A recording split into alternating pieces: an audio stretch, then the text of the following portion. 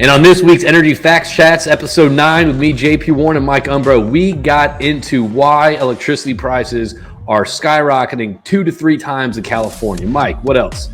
Well, I think as we see climate change and weather events happen, we need to start planning and we need to develop our infrastructure. We're seeing supply shocks to California that have started as a trickle in Europe, and as the whole United States has worked to bail that situation out, it really came to roost here in California, where nobody thought that might be possible to have a cold and wet winter. But we've had cold and wet winters in the West Coast before, and it happened this year, and we're paying the price. And so tune in on this episode to learn why electricity prices are going literally through the roof and what can be done about it. And welcome to another Energy Facts Chats with me, JP Warren. And this is me. I'm in Houston, recording this from Houston. We got Mike Umbro coming in from California. How you doing, brother? I'm doing good. It's a beautiful Saturday morning here. We're keeping the grind going. Weekends.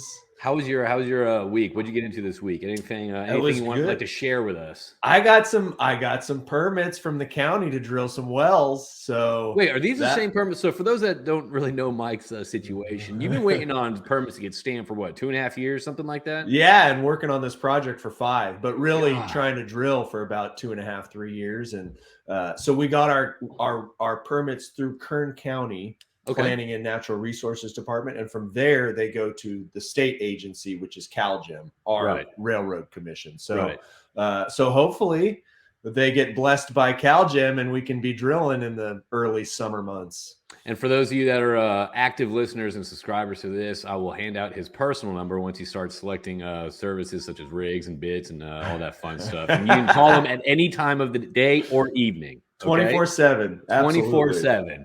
Absolutely. So, man, I'm excited to do this. I just got back from Denver. We had a great event up there, a great crew club event up there, and I'll be going back up there in the beginning of February to talk to the North American Student Symposium, the soon-to-be graduates, very cool. Petroleum engineer graduates. So I'm excited about that, kind of talk about networking, relationships, and how it's important to kind of continue to build your network. So I'm excited about that. But I'm pumped to this. It's Saturday morning right now. You and me got our 3rd cup of coffee, 4th cup of coffee for some. And we are doing an Energy Facts Chats. Why? Because this takes a priority over our families on this side. Exactly. Because we care. We're passionate. We can't stop. So for those that are tuning in for the first time, we're going to be discussing. We talk about a lot of stuff that hit in the news, or stuff that's not even on the news about energy, whether it's energy consumption, where price is going. There's a lot of rhetoric about natural gas and all that stuff. So we try to cover different sources or topics of energy to kind of discuss the energy realities and how and that gap between energy realities and energy expectations. So we're trying to close that gap, saying, with the technology and the capabilities that are here today, this is what we actually can do versus what we're saying what we want to do. So the want and the need is we're trying to close that up. So we're happy to do this today. And I think one topic that we're going to discuss, we just had our German geologist correspondent, Yannick. We started to discuss natural gas a little bit, and we sent him over to Germany to get a full report,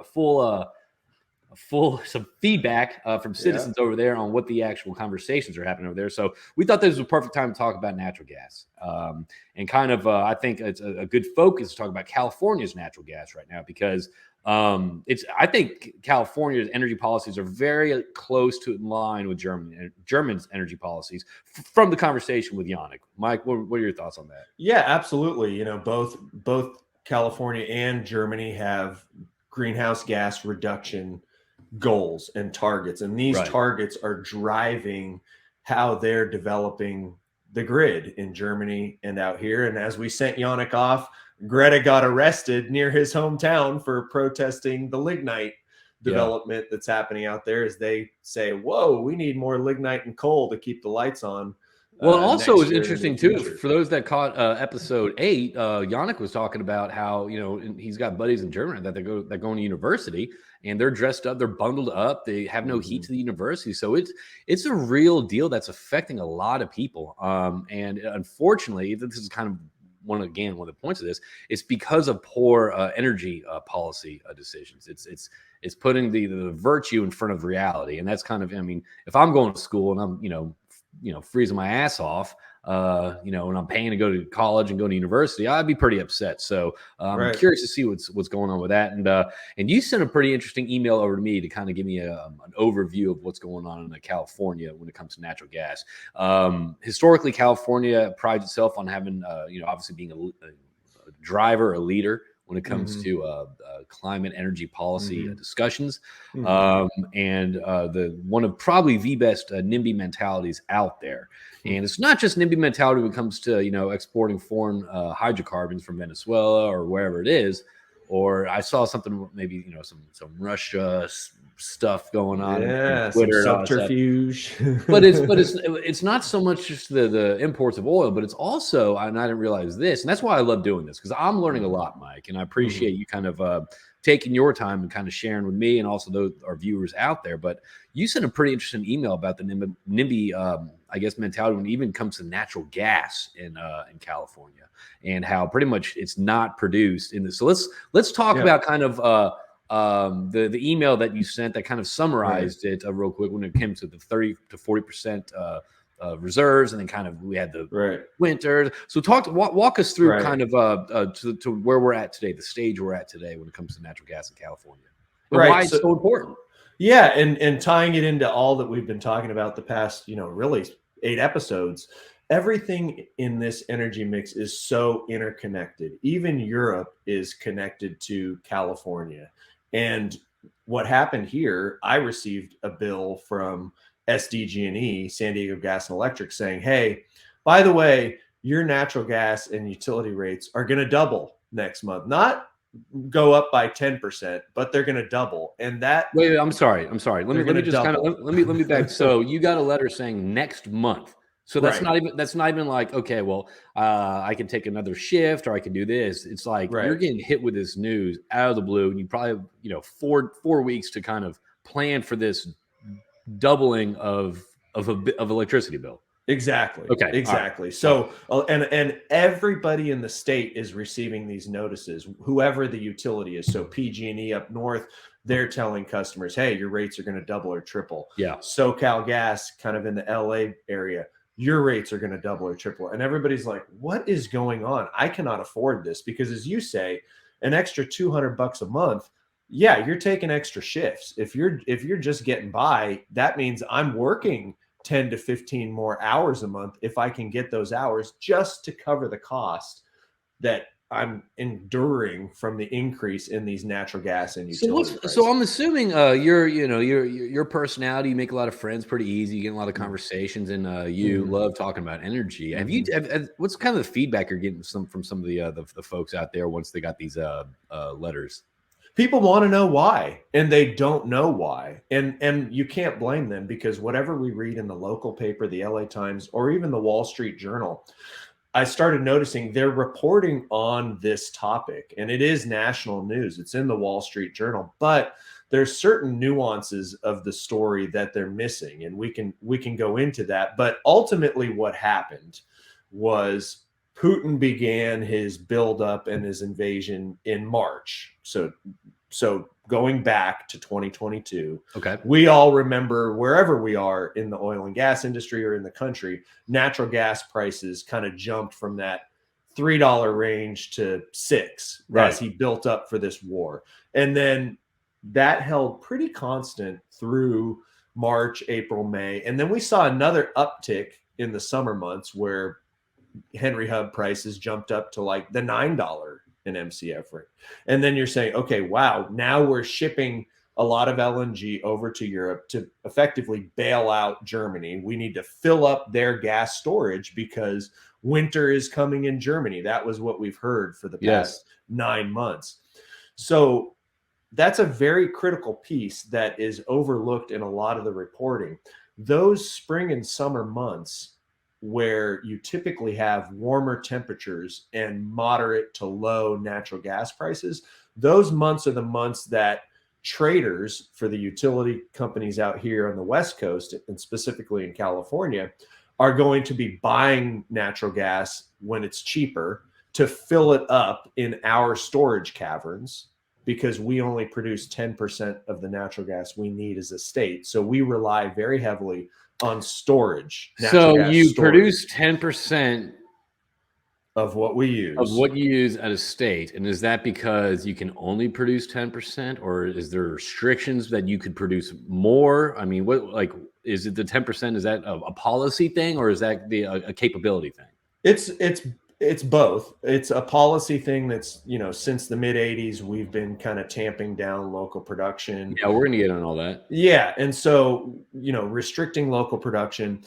Sacramento Valley, the Northern California, where you have our gas fields, they're really suited for independence and not so much the chevrons and the big commercial reserves. Right. So it's not to say that we could produce 50% of our natural gas, but we were producing 20 and 30% of our natural gas just 10 and 20 years ago. So we could buffer it more. Okay, so I guess talking about what, okay, if I'm sitting here why does natural gas affect my electricity? It should only affect my gas bill, not my electricity bill. But for those that haven't caught the previous episodes, there's a great tool out there. It doesn't matter where you live, whether you're in California, Texas, New England, wherever you are, there's a great tool out there that can kind of look. It's an open public tool that you can see your energy mix. Why natural gas is so important when it creates electricity? Because electricity is created, and this is what you learn, is through various sources of energy. Natural gas, renewable, solar, wind, batteries, and so natural gas is a huge component on what generates California electricity, and that's 43% on average. 43% of electricity generation in California is natural gas. So when prices go up, that's going to hit you and your family's wallets. That's pretty much it. Yeah. Right, and it's going to hit your electricity portion of your bill, because as you say, it's 43% of generation, and it's really going to hit your home heating and the therms you're using to heat your home, to if you have a hot water heater, to do your dishes, do your laundry. So it's hitting both portions of everybody's electricity bill right now in California, utility bill, I should say, in California. So what happened? You're seeing this. You're seeing, is the weather? Is it this and that? So how? I'll tell you what. We've been talking about 11 minutes. Let's dive into kind of, I guess, the nitty gritty details, so people outside of the energy space can kind of understand the playing field and what we're looking at today. Right. So do you want me to start?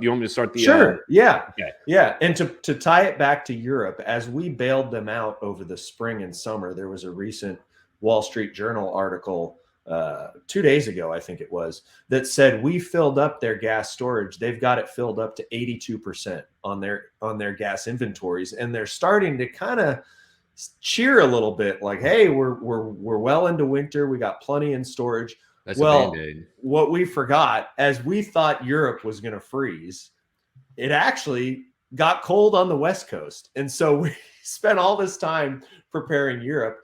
And California, the fourth largest economy in the world, went into this winter season in November and December at about 30% gas inventory. So we went in low, and they went in with plenty of gas in storage. And so that's kind of where all this really starts to hit us hard. So why that matters to me is the best way to, because if there's more gas in storage, it doesn't affect the fluctuation in prices or home prices. Is that a fair statement? Yeah, when you have a supply shock due to weather or due to high demand in surrounding states, then you can buffer it more if you've got it in storage already. But what happens, every state bordering California, as we look at the pipeline map eventually, there's no more milkshake left when it comes to California. They're sucking that natural gas out, and we need it so bad that the pipes can't get it here. There's congestion, and you're paying higher rates to get it here, and scarcity sets in. And that's just basic economics. As the product becomes more scarce, you're willing to pay more, and the prices go up.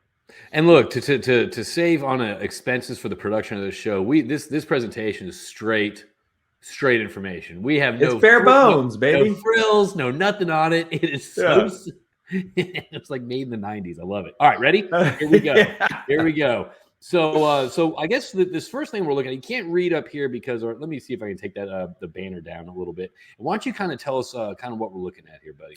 So these are showing the Prices. steady rise in wholesale electricity prices in the California Independent System Operator. So if you look at the far left, 1/1/21, the beginning of 21, we were about what is that, $30 a megawatt hour, which translates to about 30 cents a kilowatt hour.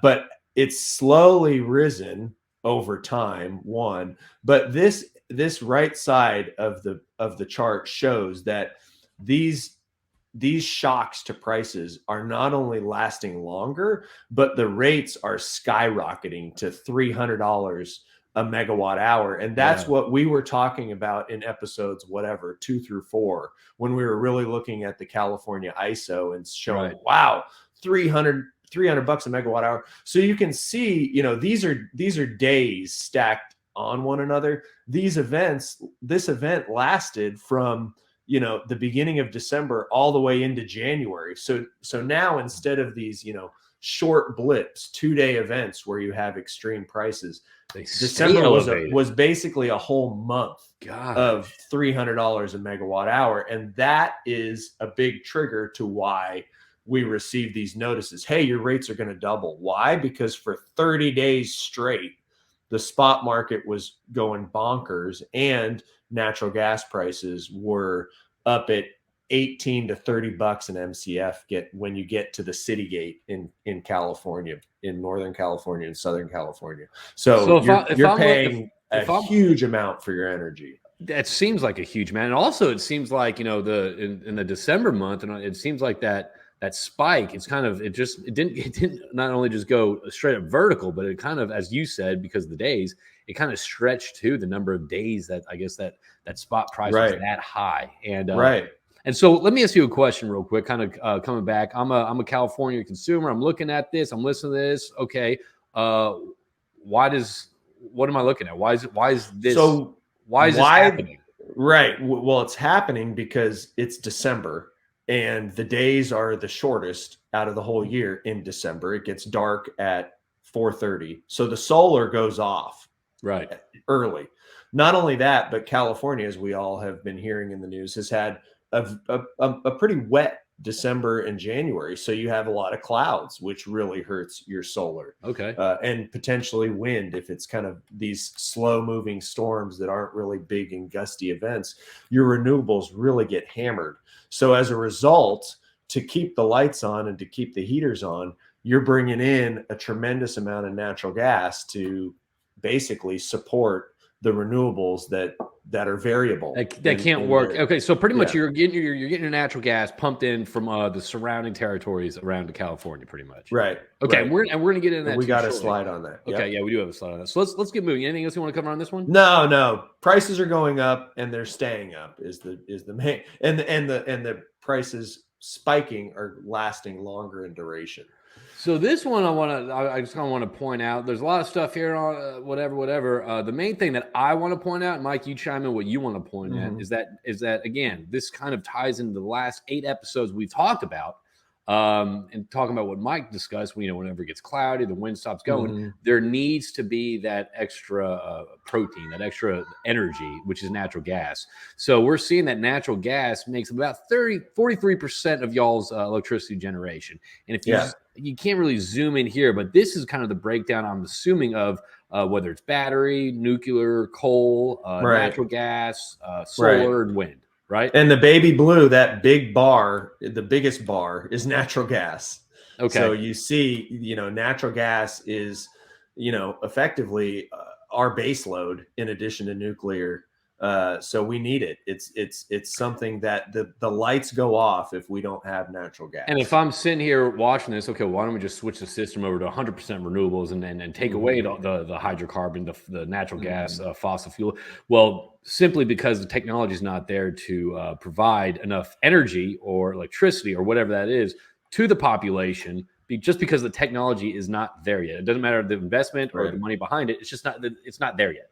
Technology, and specifically, yeah, the storage for the evenings, for the dark times, is not there whatsoever. There's 3 gigawatts of battery storage. You can't even see it on this chart because it's like the tiniest Yeah. little sliver of orange in there, but it's not there. We're just not there yet. And this was another cool thing is the Kaizo website. You can go in there and it's a real time outlook on for that time of day or the day before that. You can see the energy generation. I think it's such a cool chart to see because you can see where, when the morning happens, when the sun comes up, when the solar starts hitting up, you see the kind of natural gas take a dive and renewables go straight up, which I think is pretty cool. Right. And then you see the exact same thing, the opposite thing in the evening. So I highly recommend people checking that out to kind of learn more about what's powering your homes. And then the only thing I want to say on the right, on the far right, the two are, the top is the SoCal Citygate for bringing in natural gas. The bottom is PG&E Citygate natural gas prices. Spot prices on December 13th on SoCal Citygate, $49 an MMBTU.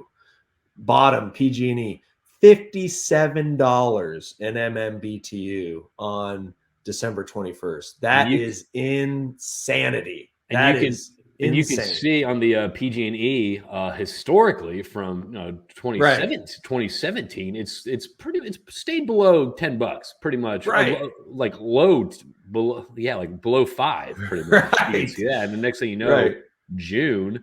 That goes through the roof. And I guess SoCal Citygate, you kind of have ups and downs with that. But, from I guess 2019 till December 2020, it was pretty low, pretty flat. Yeah, we managed it well. So what happened this year? And that'll show up later in some of these slides. But that's just astronomical natural gas prices. And that's why we're getting these notices that our utility bills are doubling. And that sucks. It sucks sitting there it sucks sitting there as a consumer, not.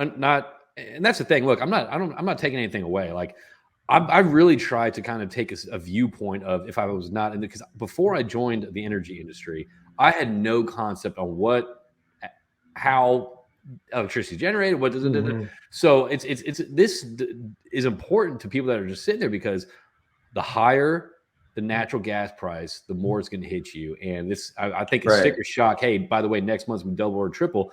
That's squeezing a lot of people, very unfortunately. And that's at the end of the day, you can point fingers, this, that, but this is what we're looking at. This is the reality, is what we're facing today.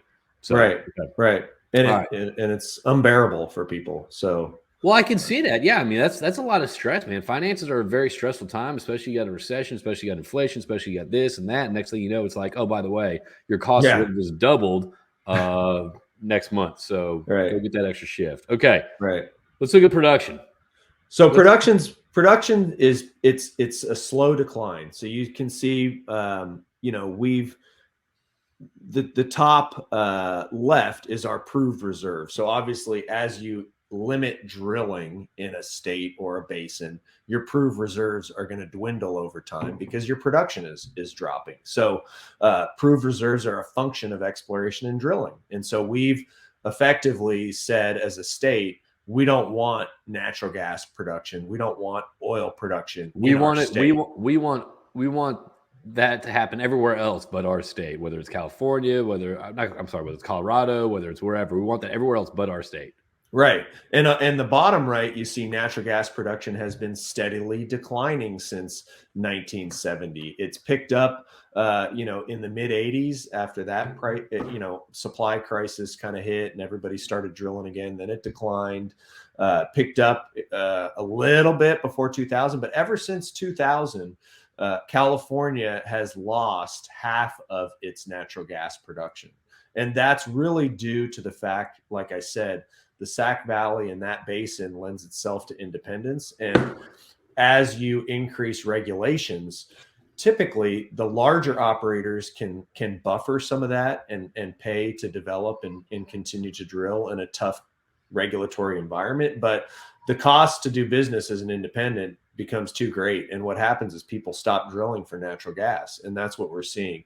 And go ahead. Oh, well, the other piece of that is the traditional oil fields in Central California and the LA basin produce associated gas. So also, as you're limiting your oil drilling and exploration, the associated gas from oil fields is dropping. So as a result, California now only produces 10% of the natural gas that it needs, and we import it from other states and a little bit from Canada. Well, if I'm looking at this, I don't know anything about anything. I'm saying, well, this is good. This is good. You know, we're getting rid of it. we are getting rid of what we said we would do. We are getting rid of it. Good for us. You know, the renewable capabilities have come such a long way. Okay, this is in the right direction, right? Right. Yes. Maybe. Let's see the next couple of slides. Boom. Okay, so you're going towards this zero production, all that stuff. We're going towards this. We're going towards this. However, that's not changing the energy consumption of California. And this goes from the homes, you turn a light, watch a movie with your family, put on the fire, whatever that is, all the way to the factories or the plants and the offices where people work. So, so your production is going lower, which is great. However, the energy consumption is not going down there. So let's get into this. Was that a fair enough? Yeah, I think that's fair. Absolutely. And the upper left shows California natural gas prices sold to electric power consumers. So the portion of your electricity bill that's fired by natural gas. And this is in dollars per 1,000 cubic feet. And you see in 2022, it's $7.50. It went up to 10. And that's higher than any point outside of, the early 2000s. And then on the bottom right, you see California price of natural gas delivered to residential consumers. So the price of your natural gas has gone nothing but up since 1990. All right, we are at astronomical prices now. All right, so as Econ 101, okay, I'm taking freshman econ class 101, and I'm seeing this slide right here, right? I'm seeing this go down, and I am seeing this go up. I mean, that's just it kind of is production going down, prices going up. Exactly. It's kind of that simple. It is. It's very simple when you look at the charts, and I think that there's power in that bottom right chart. You see the prices are not coming down despite what they're telling us that, we're going to get off fossil fuels. Your prices are going to go down. Well, the opposite is happening. Well, Mike, you're not off of them and your prices are going up. Well, look at this. I mean, look at 2020 2020 was, around, you're over 20 bucks. 13. And now it's just gone up since then. So I guess as a consumer, I'd be pretty pissed, to be honest with you. Yeah. You're up over 20 bucks in MCF. That's crazy. Yeah, when 2 years ago you were below 15. So man, if I'm running a company or a household and prices are going up that much and I'm paying, I'd be pretty pissed. Yeah, so, or if you're manufacturing aerospace parts in Torrance, California, you're saying, I better move out of this state. I better go to Houston, which is another aerospace hub. So that means let all these people go. So now you're going to let all those people go. You're going to have the companies move out of town, move out of the state. Taxes get down. And your tax revenue goes down. That's what I mean. But your taxes go up because you need to tax people more to pay for all the services in California, which is happening. And it ties into this whole movement about people fleeing the state of California. They're not fleeing for any other reason other than the cost of living is unbearable. And the cost of living is unbearable just because it seems like it's mismanaged. I mean, that's the frustrating part. That is the frustrating part when people always dog on California, this and that, the positive. I get it's frustrating. It's frustrating to sit there as either a business owner or as a family or as a single parent or whatever that is, and to see these prices constantly go up, and that's just really because of piss poor planning, and and it's frustrating. And that's the thing. I'm not a political guy. I don't try to get involved in all this stuff. But when energy is in the limelight of these political conversations, you do have to kind of speak some sort of what you're seeing. So that's kind of one. So let's talk about where California actually gets there. The whole NIMBY mentality. We're not going to do it in state. We're gonna import this from everywhere else. So walk us through this. I know we might go a little bit over today, but I think this is very interesting stuff. So what's going on here? Yeah, so we're either getting our natural gas from the Permian Basin, the Anadarko Basin, the San Juan Basin, the Rocky Mountains, or Canada. Those Okay. are the basins that we're connected to via pipeline. In August of 2021, that bottom pipeline, number 2, the El Paso pipeline, which is Can you see run. this on your screen? Yeah, I can see it. I can My see it. little my Oh little no, I arrow don't see thing. your cursor, but Okay, so it's the yeah. pipeline that connects Permian Basin through Arizona into California, and it's run by Kinder Morgan. Well, that pipeline blew up in 2021. August of 2021, that pipeline had an explosion in the Arizona desert. So we've known that pipeline has been down. Okay. We've known that. As a result, now you've got fewer entry points for Right. gas to get It's into like it's like you're California. filling up a pool and you Right. have like 5 different hoses coming in and dropping it Exactly. in. Yeah, okay, I'm with you. Yeah, and one of those hoses went down. Right. Okay. And it connects us to the Permian, the biggest basin there, the Permian Basin, So we have with different a lot of affordable gas. we have different gauges of hose filling this pool up right now, and that big hose from the Permian is offline. So now you got 4 hoses, smaller diameters. Okay. Right. And a big thing that I started looking at was look at the states that surround California, because they like to say in the media, we're quote unquote at the end of the pipe, which is true. We are at the end of all of these pipelines. Right. So that's where we get hit with congestion and scarcity when these other states that are getting access to the gas before us start to consume it at higher rates. They start bidding up the price of natural gas because, well, it's cold there and they want it. So that kind of gives you a good visual. It's just like that movie I saw on Netflix. I think it's like a Japanese movie or something like that, where like there's a prison and like the top floor gets the most food. And as the table drops, the layers below it get less and less and less and less. And that's kind of what's happening in Cal. Yeah. Or in There Will Be Blood, they're sucking on the milkshake before the milk. And then by the time it gets to California, there's very little milkshake left. I don't think it probably serves our cause to be quoting "There will be blood" and energy, but I there's blood in the streets in California right now. I mean, it's a reality. Okay, so the number 2, the El Paso one, is gone. All right, for now. So yep, they're about to bring it on. So you have 4 other contributing sources coming into California. Right. Which, if you're filling up natural gas storage in California in the spring and summer last year, you probably should have said to yourself, well, we've got one major pipeline, one major artery down. We really need to fill up the storage this year because it's going to be hard to get it here if we need it. Yeah. So I think there was a little bit of, winter's always warm in California. We're okay. We'll just kind of slide into this. Great segue, dude. You like that? You're getting. By the way, I just want to say you're getting really good at segues. I'm digging. All right, ready? Here we go. Yeah. That's not it. I know. I'm doing this. I got this, buddy. I got this, buddy. Okay. Here we go.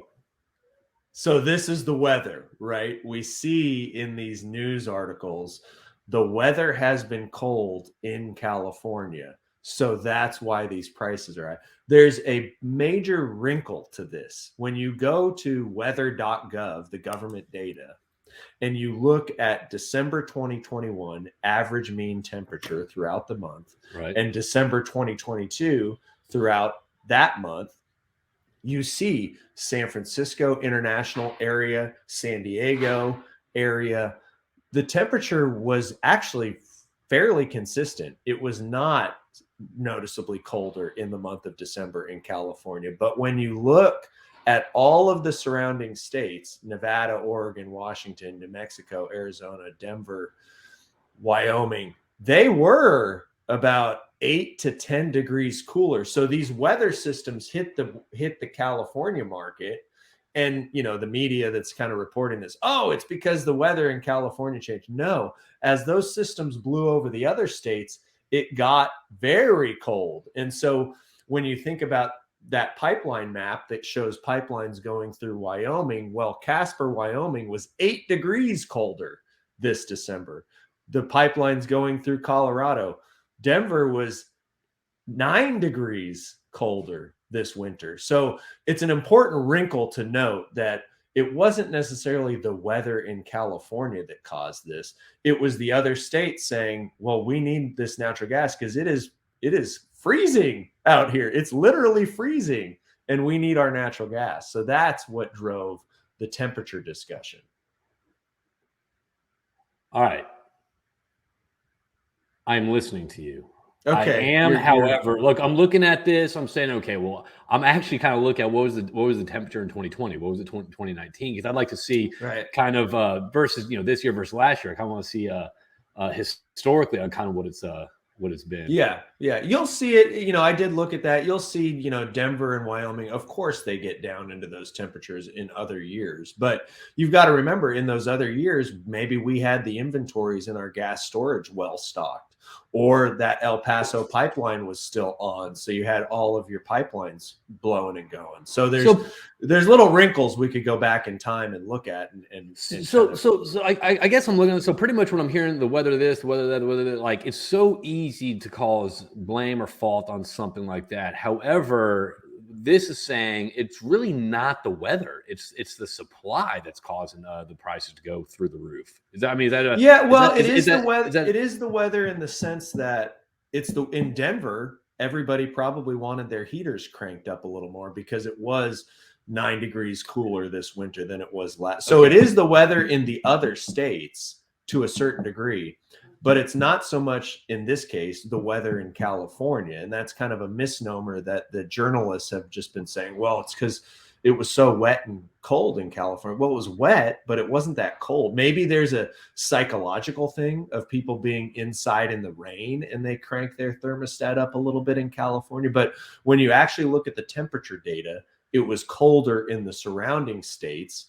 And so those surrounding states they're going to consume more natural gas, right? And also because the pipelines are there, I mean, they're going to get first dibs on that gas that they're going to need. Exactly. Yeah. And the other thing too, when we talk about climate, we're told that the climate is changing and the weather events are going to get more extreme. So that should raise alarm bells that even just a little bit of weather in California can cause these unintended consequences in our prices. So knowing that the weather is going to get more extreme, more volatile into the future. Shouldn't you prep today? You got to prep. It speaks to, we need more pipelines. We need bigger pipelines. We need more natural gas development. We need to bolster the infrastructure as a whole in the Western United States. Unless you're comfortable with electricity bills for your home and your company being 2 to 3 times higher than they were 3 months ago. Right. And if you're cool, generally inflation of everything. Yeah. Because now it costs the supermarkets more to keep their refrigerators on. And it costs, those are the things when they say we're going to strip this out of core inflation being food and energy. It's like, well, no, food and energy producers pay utility bills too. Yeah. And that's what's being passed on to all of us in our cost of daily goods. That's the thing. It always gets passed. There's no separate entity that's not affected by this. So that's why this is so important. So, hey man, we're going over we're at 37 minutes right now. I know it's Saturday. You got family stuff. I got family stuff, but I appreciate your time. And everyone out there, if you enjoyed this, please subscribe, spread the word, share it with someone. And we appreciate you tuning in. Mike, you got any last moments of wisdom for us? No, it's sunny but chilly out here, so we're gonna enjoy a little youth basketball and then probably walk around and enjoy the outdoors like a good environmentalist would. So everybody love Mother Nature this weekend. That's right. All right. Well, thank you everyone. Mike, we'll talk to you a little bit. I guess we'll see you in 2 weeks. 2 weeks. I'm pumped, buddy. Here we go. All right, brother. All right. Nate and crew. Don't forget Absolutely. that, all right, everyone. Thank you for tuning in, and we'll talk to you soon.